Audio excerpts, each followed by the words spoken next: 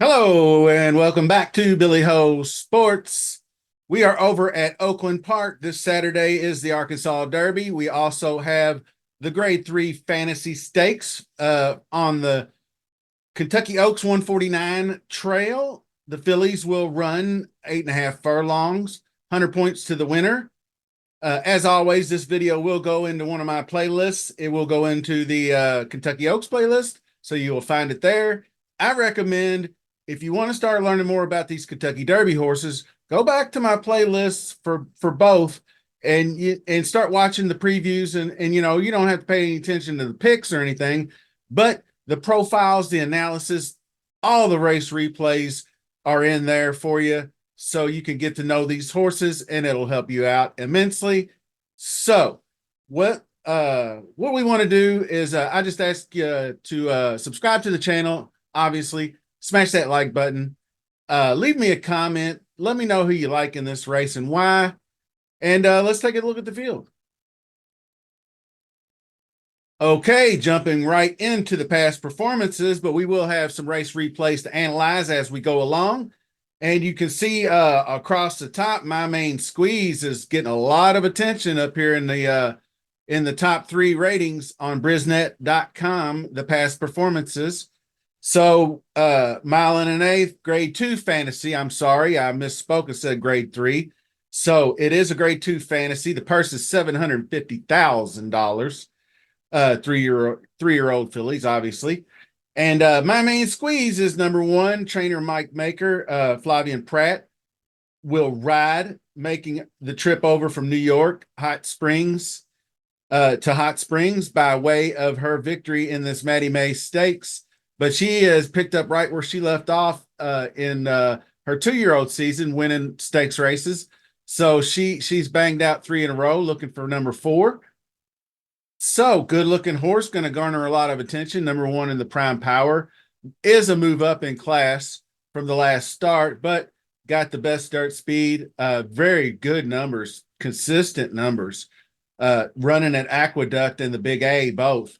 So pretty solid, just at both a mile and 6.5. So pretty good. Just one hiccup in the slop before her actually going all the way back to her very first outing. So pretty good overall career. I thought maybe there would be some value on this one, but you know, not looking that way. In Just My Heels, number 2, trainer Ron Marquette finished 7th in the grade 3 Honeybee at Oaklawn, February 24th. We will show that race a few different times because there are several horses like the next 2 that raced in that race in their previous. So, Ron Marquette, trainer Rafael Bejarano, riding 7th place finish. Bit disappointing, but it was a bomb at 42-1. Did lead the way there for a while, the post position number 9, but probably made it maybe 6-7 furlongs at best before she weakened and fell out. Midshipman's Dance didn't really have all that great of a trip for Robert Diodoro. Ramon Vasquez is going to ride again, so maybe his second time around he'll have a little bit better strategy. Got kind of boxed in, but did show some mild interest going down the stretch, so not too bad. May earn some points, but I don't know if she's going to be an overall threat to win. Number 4, All Things Go, is did win at first asking, but I don't think she's ready. It's just 6 furlongs. So I think a couple more, 2.5 more furlongs is going to be asking a bit much for this young filly. So we're going to go on to number 5, Where's My Ring? Wheeling back off just 3 weeks rest for trainer Val Brinkerhoff, I'm sorry, I mispronounced. She finished 2nd in the Santa Isabel to the probably the best 3-year-old in the country, Kenza. That's Bob Baffert's Kenza, who we will not see in the Kentucky Oaks, as far as I know, banishment reasons. So Was never going to catch Kenza down the stretch, but did manage to be the best of the rest, finishing second there. She ran fourth against her, two back, another second place in this maiden. So did test her feet in her 2-year-old season in a couple of major graded, ran in the Breeders' Cup Juvenile Fillies and was not up to the task there either, but might be improving. Got some good speed numbers and a decent value at 6-1. Francisco Arieta will ride. Good post position out of the fifth gate, fourth in prime power. So one to keep an eye on. Also, I'll have my selections at the end. This is going to be a very, very deep field. So lots to choose from here. I like another one called Badia. Even though it's listed at 8th of prime power and moving up in class, one last out in this. It was a Memorial, Lacombe Memorial, only a 4-horse field, but beat the favorite. So not too bad there. Rolling back off 3 weeks rest as well. That was off the turf. So this horse takes to the dirt pretty good. And Tom Amos, trainer, Edgar Morales will ride. So some good value, 12-1. Number 7 is Recharge, the winner of the Sunland Park Oaks. And trainer Steve Asmussen, very, very good with the fillies. Christian Torres, one of the best jockeys, if not the leading jockey at Oaklawn Park. 3 straight wins. All she's done is won, every time out. A bit disrespected it with the 11th prime power, sired by Gunrunner. I think is pretty solid. Switching from Joel Rosario to Christian Torres, like I said, undefeated in 3 career starts. Ran this at a mile, so I think she still got enough to get the 16th. Just didn't get the speed figure that probably she deserved. I think she got out to the lead and set some slower fractions. You could see the -8, -5. That's just about borderline as a speed favoring pace, which was very smart, obviously. So she gets it done, and she's done it that way throughout her 3 starts for the most part. So Recharge, I think, is definitely one to keep an eye on. Number 8 is West Omaha. And this one is Brad Cox, Tyler Gaffleon, jockey switch. Failed as the favorite in this Honeybee. You remember when Dwayne Lucas crashed the party at like 28-1 with Lemon Muffin. So there's another another Honeybee graduate. Finished 3rd in that race. Was just not able to get there. I guess maybe just got a little bit too far off the pace, and then that late rally was not there. So not really sure where to go. It was pretty disappointing finish, to be honest, because of this strong Silver Bullet Day previous to that, where she won going away by 5. That was at Fairgrounds in January. So maybe the outside post might be compromised. I mean, it's the 8th post. I don't really know. I know it says poor win percentage, but that's not really, I'm not concerned with that. So West Omaha is probably a top 3 pick. It is ranked 3rd for a reason. So moving on.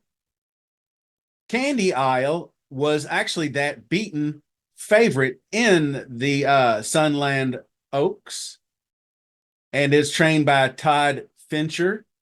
Ricardo Santana will ride this time. 28% shipper for Fincher. Very top of the line trainer with fillies. Very good average price, like 29,000 per race. Ran, I think, is what I looked up. So I would not count either one of the 2 out of the Sunland Oaks horses. They're both by Gunrunner. They both seem a bit dismissed, and I think it's largely because they ran at Sunland Park or Zia Park or Albany or like up here at Recharge, Remington, Houston. I think those what I would call mid-tier tracks. Maybe that's why. Not 100% sure, but keep them on your radar. So Tapit Janelle or Gently. Sorry, I pronounced that wrong last time. I was told myself I wasn't going to do it again. Gently, Tapit Gently out of Tapit, obviously.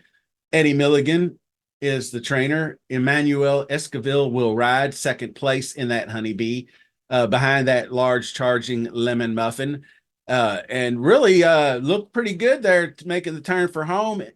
Took the lead, but was just run down in a pretty rough fashion by Lemon Muffin because she bumped her pretty hard, gave her a pretty good hip check there down the stretch. But there was an inquiry into that race, but it was upheld. So she wasn't going to win that race anyway. She was no match for the Lemon Muffin. And that's trainer Dwayne Lucas, the legend, the coach. I call him the GOAT. But this win, and you can see how strong she looked down the stretch. And this is what I wanted to point out to you is that if you went back and looked at my preview on the honeybee, I profiled Lemon Muffin as knocking on the door all these races, second, knocking on the door to break that maiden. And then I thought she was more suited to go 2 turns.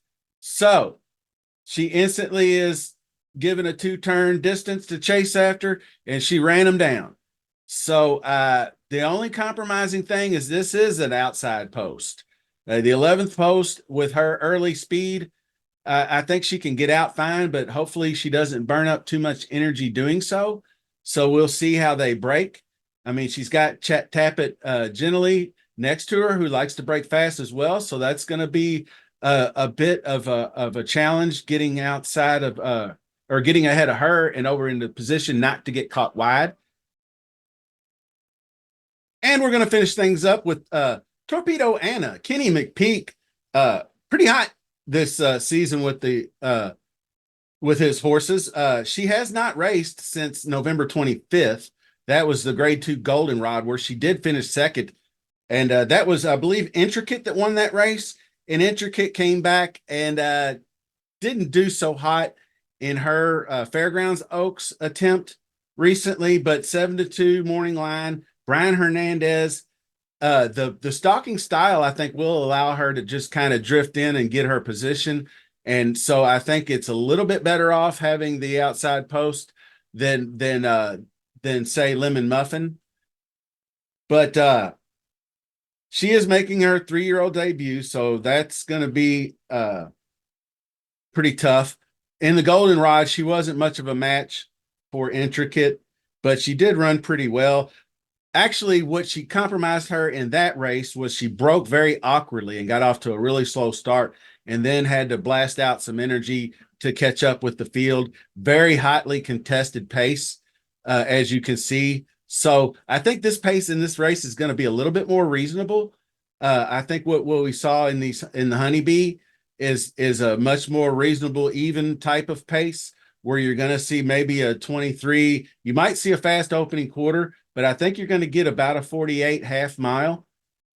And then probably the 113 or so. You might get into the 112 range, but reasonable, 47, 48, just like these two races right here. So I think that might favor these more front-running type horses like we had up here with My Main Squeeze.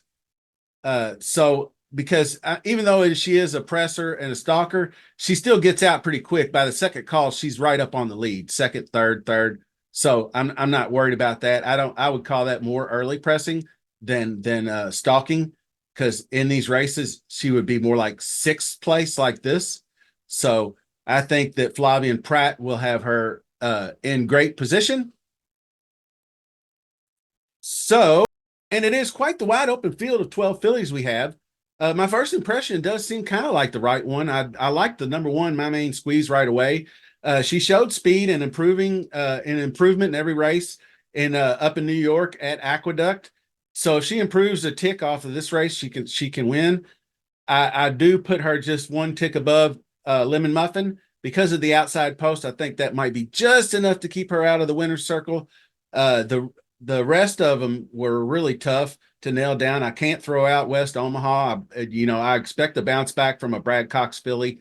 He's 32% winner with the Phillies out of 81 starts, 72% on the board, win place show. So won't surprise me if she wins, but she cannot be overlooked. All the underneath horses, as you can see, my selections are intriguing. I think this is a great race to maybe spread out some kind of trifecta bet, something like using the 1, 8, and 11 on top with others underneath. And maybe I'll narrow down a little bit better toward a win bet. If odds change and I get a little more value on the one horse, I will bet that. We'll have to see what happens on Saturday when we start to approach post time. So that's going to do it for the grade 2 fantasy preview. Be on the lookout for more Billy Host sports content, Kentucky Derby ever approaching. And have a happy Easter, everyone. Give your family a big hug and a kiss. I've had some health issues going on in my family recently, and we are trying to hold it together.